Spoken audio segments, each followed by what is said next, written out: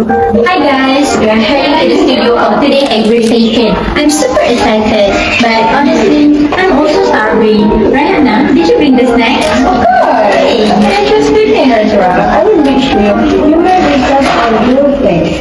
If you do not have any time, I think our podcast might be 2 minutes long because I don't have RAFEE.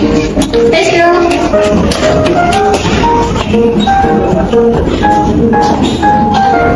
For giving me this. I really appreciate it, right? Forget snack guys, my laptop just decided to start a window update 5 minutes ago. 99 complete. Come on! Typical, technology only works when you don't need it. My club members are already blowing up my WhatsApp, asking where I am. I told them I'm becoming a podcast star. See, this is our life, total chaos. But before we start, do us a favor, hit that subscribe button And like this video because my laptop survived the update and that's a miracle we're celebrating. And subscribe us on the YouTube for the bloopers. Trust me, there are many of the bloopers. Go subscribe us now. Technology is changing our world. Our devices allow us to do things that were previously unimaginable. But is that a good thing? Do our devices bring us together, or are they separating us? Or are we more alone? Are we more connected to knowledge, or just more likely to believe misinformation? We know that new technology helps save lives, but what about the health risks from being so sedentary? Are we more distracted, or are we more engaged? What are the effects of adding metrics to our social interactions? And what does it mean that you can publish anywhere at any time and share your voice with the world? Explore the pros and cons of technology and defend whether it's making life better or worse here on Earth. Be sure to include facts and deep analysis.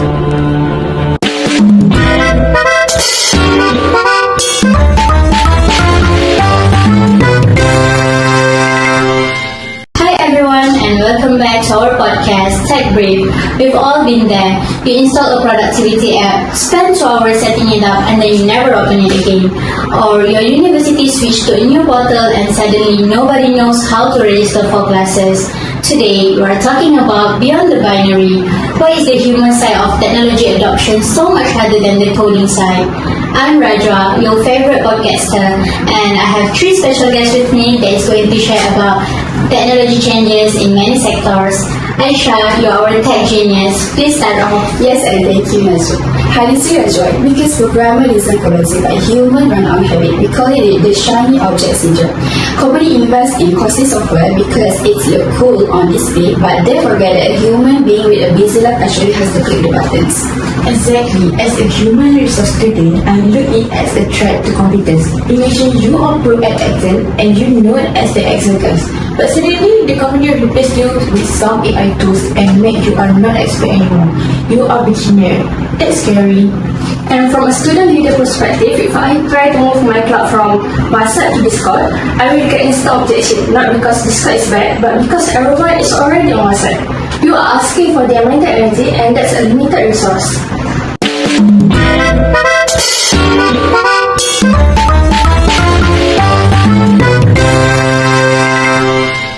So, how do we get people to actually want to switch? You have to spot the what in it for me.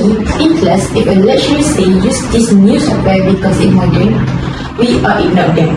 But if they say use this new software because it can save you 2 hours on your assignment, we are welcome.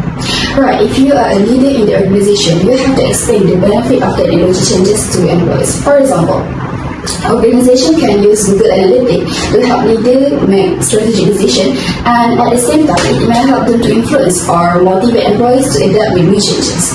Also, you have to find the influencers. And I don't mean on Instagram. In any class, there's one person that everyone asks for help. If you get that person to like the new tech, the rest of the class will follow because they trust the others more than the official announcement.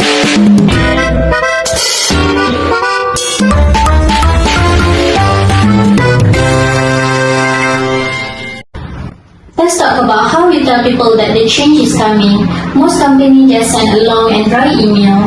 The world after is where dreams go today. If I see an email titled mandatory system migration, I'm hitting archive.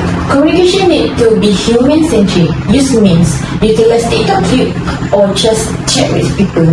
We have to change their opinion instead of we are switching system. Say we are refining our tools so we can focus more on the creative stuff that we like. In our student association, we realized that people don't read notices. But if there's a QR code on a coffee cup that links to a 15-second how-to video, total game changer. It's about connecting people wherever they are. So it's called strategic empathy. You are not just dumping info, but you are managing their emotional health.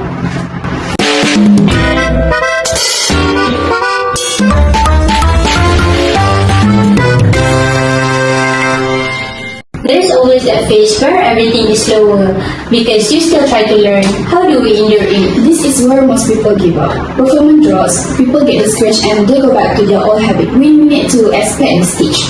Think of it like your GPA. If you take a challenging course, your grade might be declined for a bit while you adapt.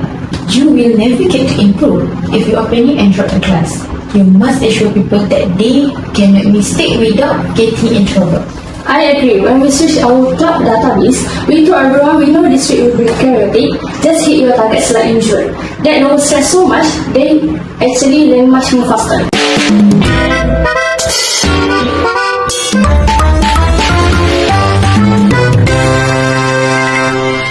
Soon we will be graduating. Why does understanding the human side is important for our future jobs? Because no matter how good your card is, if nobody uses it, it worthless. Apple is so successful because they make complex like easy to manage. Being a tech genius is the ultimate career superpower. Most jobs are just people trying to work together. You are essential if you can help the team transition through change without a breakdown. Technology is the tool, but people are the engine. Don't forget this. We have to make sure the engine does not overheat. Perfectly put. Thanks for joining us today. For those who are listening, we appreciate your support. Bye!